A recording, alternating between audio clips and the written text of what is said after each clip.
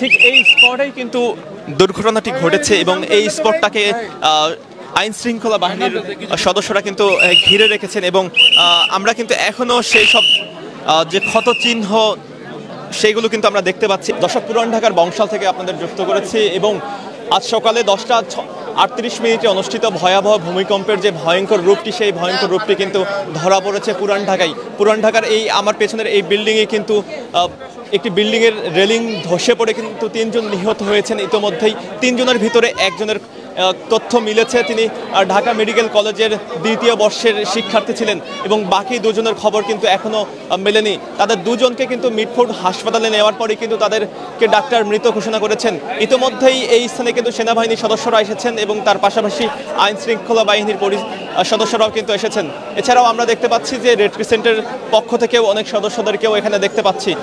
এছাড়াও নামাজের পরপরই কিন্তু আমরা এখানে অনেক জনতা দেখতে পাচ্ছি, জনতার মধ্যে কিন্তু ভরে গিয়েছে। আমরা যদি একটু এই বিল্ডিংটাকে আরও কাছ থেকে দেখানোর চেষ্টা করি, যে বিল্ডিংয়ের প্রায় যে 6 তলা কিংবা 7 তলা থেকে যে বিল্ডিংয়ের রেলিংটা রয়েছে, সেই রেলিংটা ধসে পড়ে কিন্তু এই নিচ দিয়ে যারা পথচারী যাচ্ছিলেন 3 জন সেই পথচারীর উপর কিন্তু আশ্রে পড়ে এবং আশ্রে পড়ার পরেই সাথে সাথেই কিন্তু তারা মৃত্যুবরণ করে এবং তাদেরকে তৎক্ষণাৎ যে মিটফোর্ড হসপিটাল রয়েছে, সেই মিটফোর্ড হসপিটালে নেওয়ার পরে কিন্তু তাদের মৃত্যু নিশ্চিত করে কর্তব্যরত ডাক্তার। ঠিক এই স্পটেই কিন্তু দুর্ঘটনাটি ঘটেছে এবং এই স্পটটাকে আইন শৃঙ্খলা বাহিনীর সদস্যরা কিন্তু ঘিরে রেখেছেন এবং আমরা কিন্তু এখনো সেই সব যে ক্ষত চিহ্ন সেইগুলো কিন্তু আমরা দেখতে পাচ্ছি। এখানে এখনো কিন্তু মানুষের যে রক্ত, সেই রক্ত কিন্তু এখনো এই পলেস্টারের উপরে কিন্তু লেগে রয়েছে এবং সেটি কিন্তু সুস্পষ্টভাবে দেখা যাচ্ছে ঠিক এই জায়গাতেই। আইন শৃঙ্খলা বাহিনীর সদস্যদের পাশাপাশি যারা সেনাবাহিনীর সদস্য রয়েছে তারাও কিন্তু এখানে উপস্থিত রয়েছেন এবং উৎসুক জনতার এত পরিমাণে ভিড়, এত পরিমাণে তারা এখানে দেখতে আসছেন যে উৎসুক জনতার ভিড় সামলাতে হিমশিম খেয়ে যাচ্ছেন আইন শৃঙ্খলা বাহিনীর সদস্য এবং সেনাবাহিনীর তৎপরতার মাধ্যমে কিন্তু তাদের এই ভিড়কে ঠেকানো যাচ্ছে না। এছাড়াও আপনাদেরকে জানিয়ে রাখি যে আইন শৃঙ্খলা বাহিনীর পাশাপাশি রেড ক্রিসেন্ট পুলিশ সদস্যরাও কিন্তু এখানে উপস্থিত রয়েছেন এবং এই যারা উৎসুক জনতা রয়েছে তাদেরকে কন্ট্রোল করার চেষ্টা করে যাচ্ছেন। এছাড়াও পুরান ঢাকায় আমরা দেখতে পেয়েছি যে এর পাশেই ঠিক এক গলি পরেই কিন্তু একটি বিল্ডিংয়ের আরও একটি রেলিং পড়ে কিন্তু ক্ষত হয়েছে। সেখানে কিন্তু আমরা কোনো ধরনের হতাহতের খবর পাইনি, তবে এই গলির এই জায়গাতে কিন্তু বেশ হতাহতের খবর পাওয়া গেছে।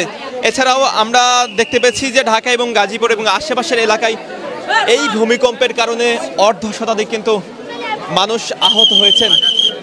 এছাড়াও আমরা অনেক প্রতিষ্ঠানে দেখতে পেয়েছি যে এই বিল্ডিংয়ের রেলিং পরে কিন্তু বেশ হতাহতের খবর পাওয়া গেছে।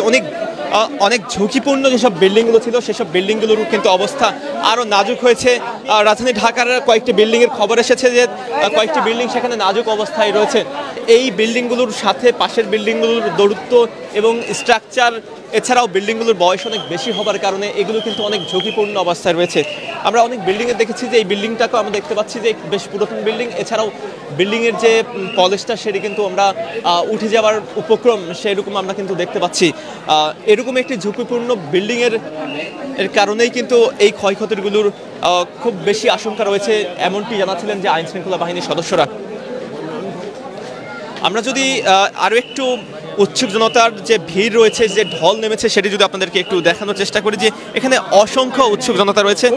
তারা কিন্তু এখানে দেখার জন্য এসেছেন এক নজর যে কেমনে ধসে পড়েছে সেই বিষয়টি দেখার জন্য শুধুমাত্র তারা কিন্তু এখানে ভিড় করে যাচ্ছেন।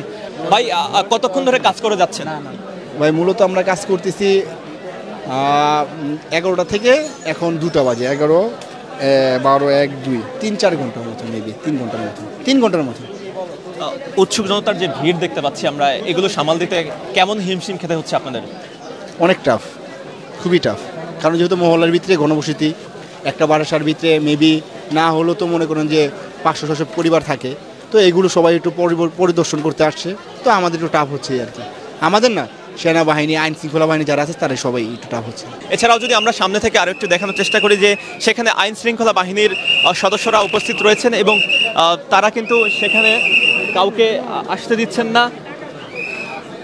তারপরেও এই যে ভিড়, যে এই যে উৎসুক জনতা, তাদেরকে সামলানো কিন্তু বেশ কষ্টসাধ্য হয়ে যাচ্ছে।